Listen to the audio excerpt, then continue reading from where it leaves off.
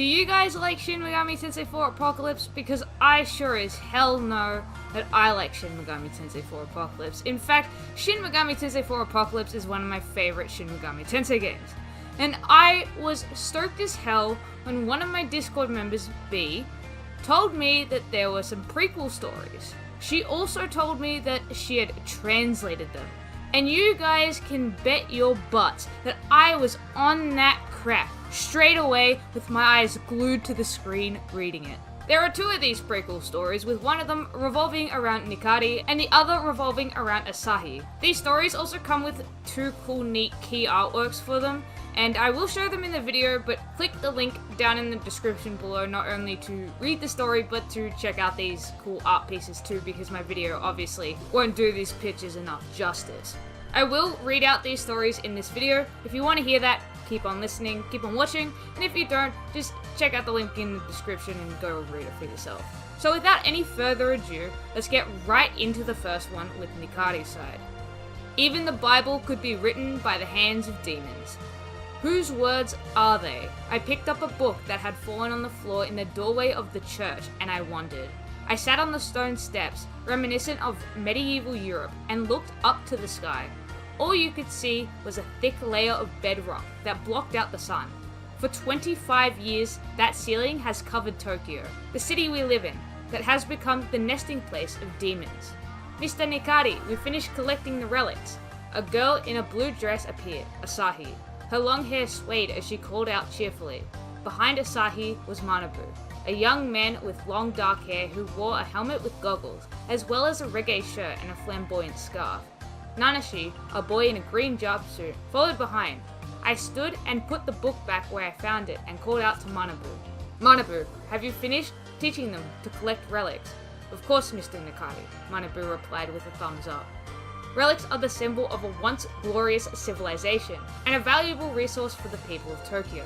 Collecting relics is a fundamental part of being a hunter. The two apprentice hunters, Asahi and Nanashi, are being taught the basics by Manabu, their senior. Well, that's what happens when you're under my tutelage, eh? This is a basic skill, for even an apprentice. Asahi's cheeks puffed out as if to sulk. Well done, but Manabu, you didn't get as many relics as Nanashi did, right? I wasn't trying to get lots. Quality over quantity, you man. I sigh at their antics. Let's go, I'm leaving you two in charge of relic collection from now on. Wait, really? Oh my god, Nanashi. Hey, wait a minute, Mr. Nikari. Wouldn't that leave me with nothing to do? Manabu came at me with a frustrated look on his face, but upon seeing my brow furrow, he said, "Your man," and backed off. Now, let's head to our destination, and I'll explain what we're doing. Flynn, the ray of light for the people of Tokyo, has come from the eastern kingdom of Mikado, the land above the ceiling. There are many hunters trying to find Flynn to support him. We are no exception.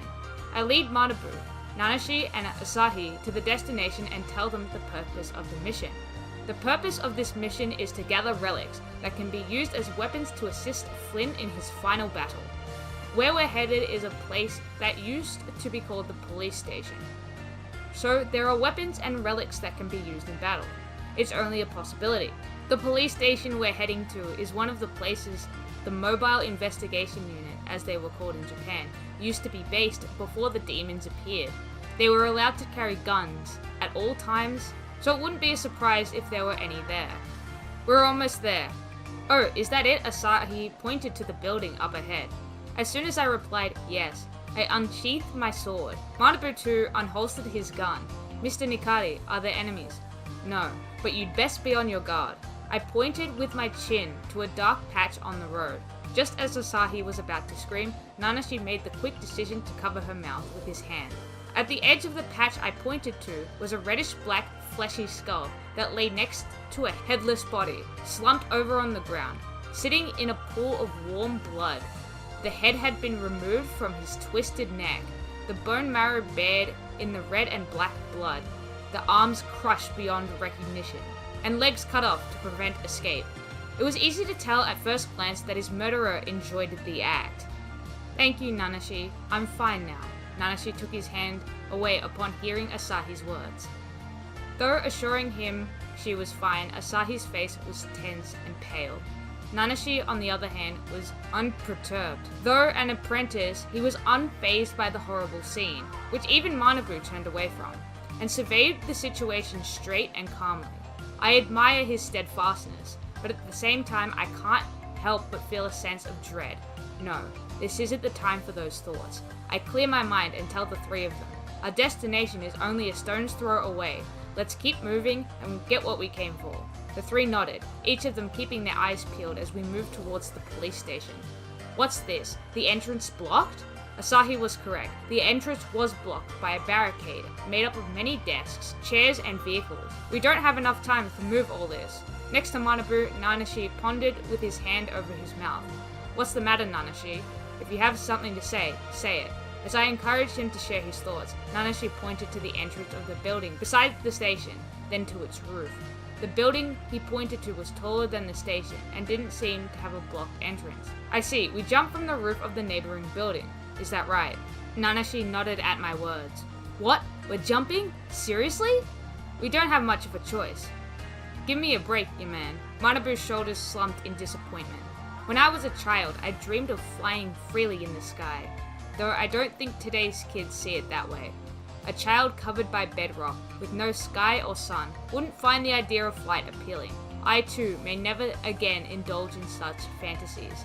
My feet must stay grounded. Anyway, we jumped from the roof of the neighboring building and succeeded in breaking into the police station. Our next task was to search the station for any relics usable as weapons, but first, Manabu, you know what to do? Make sure the station is free of demons before we go looking for artifacts, right? I know. In consideration of the corpse we saw outside, it's a good idea to be cautious. Mr. Nikari, you know what to do. You two stay here until we finished our sweep of the station. But we want to be useful too. We want to be recognized as legit hunters. No, I can't let apprentices with no demon allies do anything dangerous. But wouldn't it be safer to stay with you, Mr. Nikari? If there are only two of us in a powerful demon attack, wouldn't we apprentices be killed in no time? That was true. I put a hand on my neck and let out a sigh. It can't be helped. If something happens, hide immediately. If you keep to that, you can come with us. What? Are you sure? Oh my god, Nanashi. As soon as I turned my back to the sound of innocent joy, a pouty-faced Manabu approached me. You really have a soft spot for them, don't you, Mr. Nikari? Really? I replied with a smile. I accompanied the two apprentices as we began exploring each floor. This building is 10 stories high. We'll split into two groups. Manabu, you start at the ground floor and work your way up. We'll head down from here. I'll meet you around the 5th floor, understood. With that, Manabu quickly took the stairs down to the ground floor. Let's go, starting with the 10th floor. Yes, understood, Asahi replied cheerfully. We began searching, going down one floor at a time. 10, 9, 8, so on. The atmosphere became more unpleasant with each floor. Upon reaching the 6th floor, the feeling had become very clear to us. Welcome to this place, human beings. The owner of the voice bows modestly and deeply before he continues. I am Fallen Dantalion. I've been waiting for the arrival of the loyal servants, those who have sworn allegiance to Master Lucifer. With that, he began flapping through the pages of a large book with his hand. Within the folds of his medieval European collar were the many heads of men and women, young and old, the sight reminding me of the headless body outside. Oh, so you've seen it. How does it feel to see someone's head ripped off like a toy? Toy? I raised my eyebrows at Dantalion's words. It seems the body out there was his handiwork. Oh, that little lady there was terrified, but the boy is so calm, uninteresting, and you have a righteous heart. You are an honorable man. What? He can hear our thoughts? That's right. This book in my possession contains the thought of every living creature. I know what you're thinking. I can read it within the palms of my hands. Dantalion flicks through the large book he is holding, making a shrill noise. The many heads lined up on his collar grinned in a relaxed expression, with an unpleasant attitude. I draw my sword with my left hand, putting my right on the edge of the blade as I thrust it forward. A perfect surprise, but the enemy, book still in hand, narrowly avoids my attack. The fact he was able to avoid my attacks means he is reading my, "Oh, you were skeptical. Didn't I tell you? I'm reading your thoughts." I speak to the two apprentices with my sword held squarely against Dantalion. Both of you stick to your word. Hide yourselves. But Mr. Nikari, will you be alright alone with an enemy who reads your mind? I can manage. You're a tough guy, Dantalion interrupted. I swear, he's so annoying. Then Dantalion, reading my thoughts, sniffs mockingly and closes the book and his eyes in order to reassure the two behind me. I give them a lesson in hunter's etiquette. Listen, you two. If you want to be hunters, don't give up until the end. If you never give up, there is always hope. My eyes meet Nanashi's as I look behind me. Though only briefly, it was enough. If you have allies, you can communicate with them. You don't have to flip through pages to read their thoughts. And hope forsakes nobody. As I finish speaking, I thrust at Dantalion, again as Nanashi runs downstairs with Asahi. Dantalion effortlessly dodges my attacks and smiles as if he could afford to do so. Haha, the children escaped. Still, you're a fool. This building has been barricaded. There's no way in or out. You're trapped like mice. That is, if you can beat me, isn't it? How can I be defeated by your unprovoked attacks? Give yourself up and let me kill you. Not so fast. I won't give up that easily. I re-grasp the hilt of my sword and take stance once again. Now I'll keep on trying until I see hope. Now we move on to Asahi's side. I never imagined I would lose him. What are we going to do, Nanashi? Not like this. No matter how harsh, ruthless, or cruel the world is, I would always have my childhood friend. Ah, Nanashi? I knew Nanashi would be there for me. A demon with the head of a horse and wings of a peacock pierced through Nanashi's chest with his arm. This isn't happening. Hey, Nanashi? Nanashi?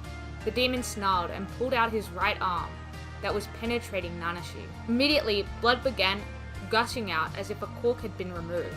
All I could do was watch. I continued to deny the reality that is happening in front of me, over and over again. It's impossible. It's not true. It's crazy. I won't admit it. Maybe I saw it wrong. Maybe it's a manageable injury. Maybe. Just maybe. I was so busy denying the reality that the boy I had known since childhood, the boy I had always been with, the boy I had always thought of as a friend, collapsed to his knees and slumped. Ah! I want this to stop. It wasn't just Nanashi, Mr. Nikari and Manabutu. They're all dead. I'm the only one left. What can I do? I'll just give up. But as I slumped my shoulders, I heard a voice. Let's just give up. I whimpered to Nanashi as he ran in front of me. We were both running away in the dark of the police station. Upstairs, Mr. Nikari is probably still battling the evil Dantalion with his medieval European attire and many heads. But honestly, I don't think he has a chance. Dantalion can read his opponent's minds through a large book he holds in his hands. As proof of this, Mr. Nikari's attacks were easily avoided. How can you defeat an enemy who you can't even attack?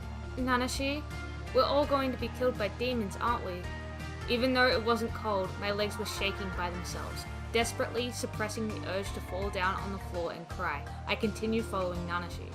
Hey, Nanashi, where are you going? Even if we went downstairs, the entrance to the ground floor was blocked by a thick barricade. It would be impossible for the two of us alone to get past it. I can only imagine how long it would take. We can't go back to the roof and jump to another building. The only building neighboring the police station was the one we used to get in, and it's taller than the station. It was easy jumping from up high, somewhere lower, but doing it the other way around would be much harder. In short, the situation we're in is one without escape, but Nanashi didn't hesitate to move forward. As we made it downstairs, he began quietly searching for something without saying a word. As I watched Nanashi's back, I felt as if he'd left me for another world entirely. Wait for me, Nanashi. I found myself grabbing the sleeve of Nanashi's jumpsuit. He turned around to look at me, in the eyes. I felt my cheeks begin to flush as he looked at me, and I hurriedly let go. Well, I asked earlier, tell me what you're doing. If you don't tell me, then I don't know what I'm supposed to do. Nanashi put a hand on his neck, softly exhaled and said, don't give up until the end. That's what Mr. Nikari said.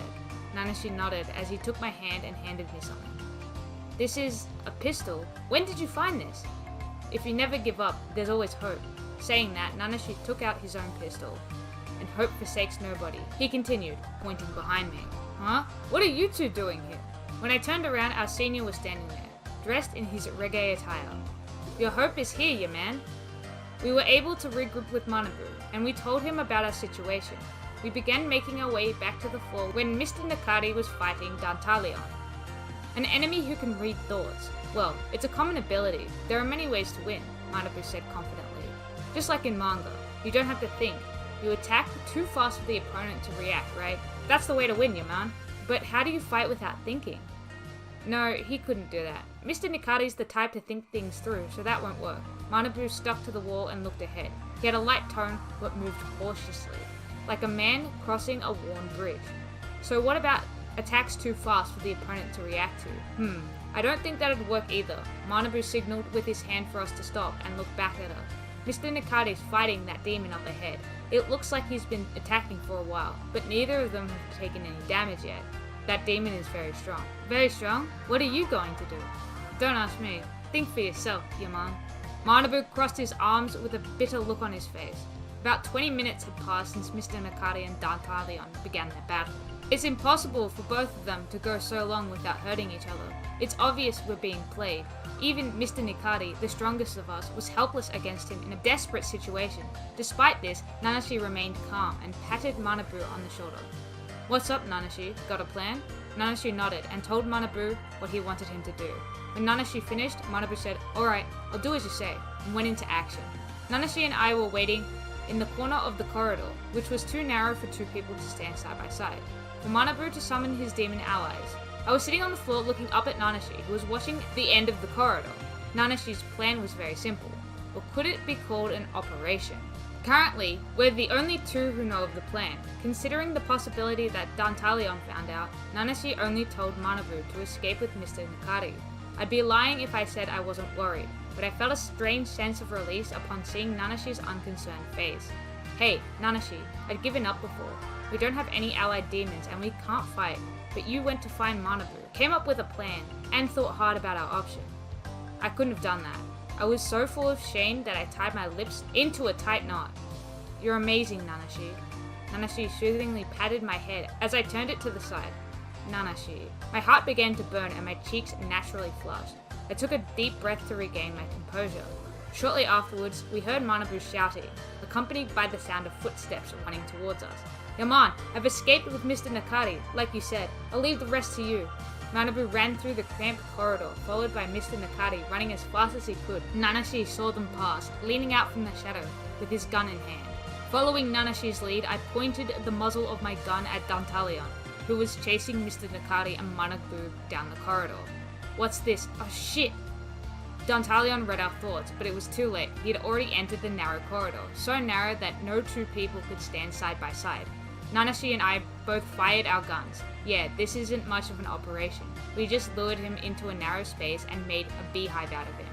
That's all there was to it. There wasn't enough space in here to avoid attackers. Even if a thought can be read to evade an attack, it can't be evaded if it's impossible to do so. Dantalion looks on in agony as he is shot. A small child with shallow wisdom like you? Nanashi furrowed his brow and gave a small click of his tongue. Dantalion turned his back and tried to retreat. Damn it, he's getting away, Yaman! This isn't good. The main issue with this plan is the strength of the pistols. Human beings can't kill a powerful demon with just 2 pistols, and that concern has been realized. I knew we wouldn't be able to do it. Just as I was about to drop my shoulders, Nikari instructed me to aim for the book. The book. That's what he uses to read thoughts. I aimed for the large book Dantalion was holding and pulled the trigger, the bullet grazing his hand and hitting the book. With a bullet in it, the book left Dantalion's hand and fell to the ground. No, you little bitch! In the demon's fit of anger, a black cloak obstructed his view, and the piercing sound of a sword echoed, followed by a loud scream and a splash of blood. Well done, you two. Nice work. Mr. Nikari smirked as he brushed off his shoulders. If you don't give up until the end, there's always hope. I was right, see? Yeah, I replied firmly. If you don't give up until the end, there's always hope. I recalled this message just as I had decided to abandon hope. Don't give up. I slapped myself on the cheek with all my power. This important lesson I learned from Mr. Nikari. A hunter must never give up until the end. Both Manabu and Mr. Nikari had been burnt alive. Even Nanashi was pierced through the chest.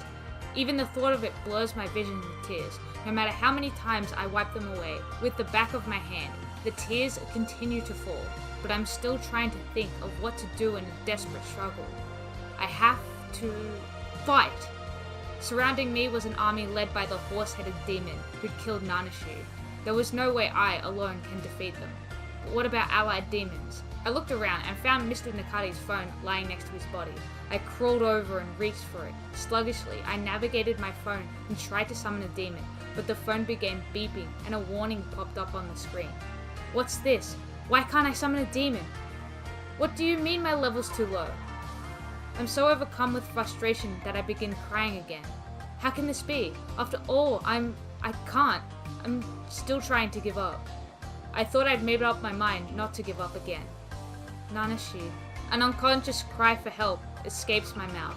If you never give up, there's always hope, and hope forsakes nobody. Then, please, give me back my childhood friend.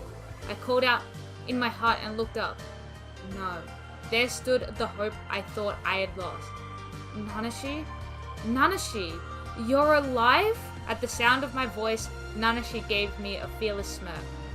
And this story is continued in Shin Megami Tensei 4 Apocalypse. And there you guys have it. That was the prequel story to Shin Megami Tensei 4 Apocalypse. I couldn't do character voices because they already have official voice actors and I'd feel weird, so I just kind of read it in my own voice. And it might have been a little bit confusing, I'm sorry, but it just felt weird, so I just read it as I would read it in my head. Did you guys like this story? Let me know in the comment section down below, and thanks again to B for translating this. Also guys, don't forget to leave a like and subscribe for more content from me, and with that all being said and done, my name is Rez Unleashed, the resident who unleashed these stories out into the world, and I will catch you all next time.